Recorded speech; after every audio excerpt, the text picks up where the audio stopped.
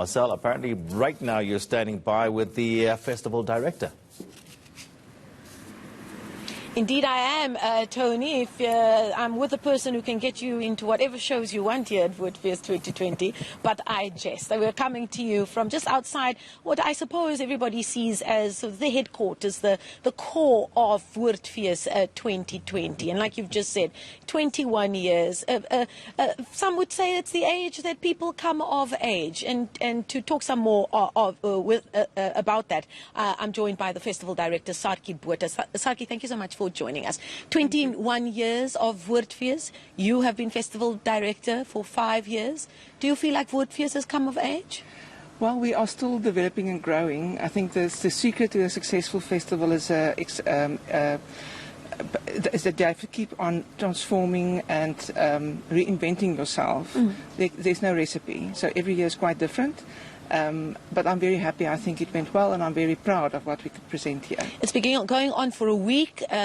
Somebody was saying last night, I was at one of the comedy shows, that you've got something like 1,000 shows at any given time that take place over that week and a bit that the show is on. Where do you even start by putting together a program? And like this year's one, a very, very diverse program for Woordfees. We've got a very diverse audience.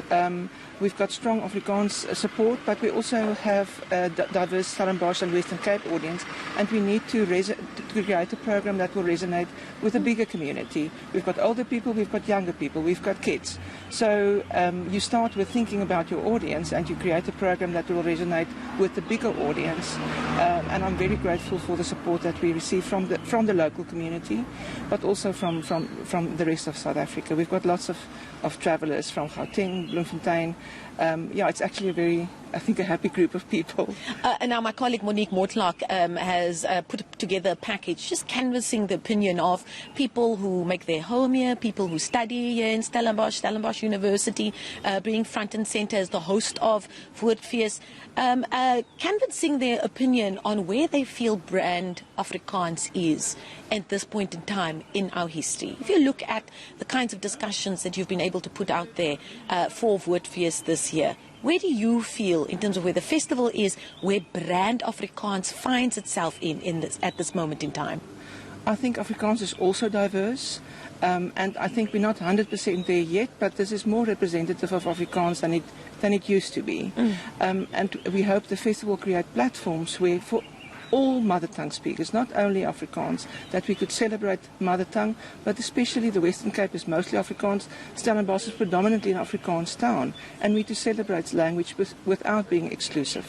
So we are sensitive to other groups, other language groups, and we offer program content for other language groups. We've got about 30% non-Afrikaans speaking audience at the festival, and we cater for all. This is a festival for everybody. Now, we were talking about every year you say the program is different. Diversity is one thing, but what have you seen in terms of the subject matter for you that was quite strong this year? We have a theme in Afrikaans, aanhou beweeg en geraas maak, and we couldn't come up with the proper translation, so we decided on keep on keeping on. Yes. Something about just carrying on. But interestingly enough for me, I think the overarching theme has got to do with mental health, and the problematic issue of mental health, that it's not solvable, but at least there's discussions. But also on a second level, the influence of political history on mental health. So it's about the wellness of people. And I think the arts has got a huge responsibility in a country with a complicated history like South Africa, that the arts should actually lead the way in the way that communities should treat mental health.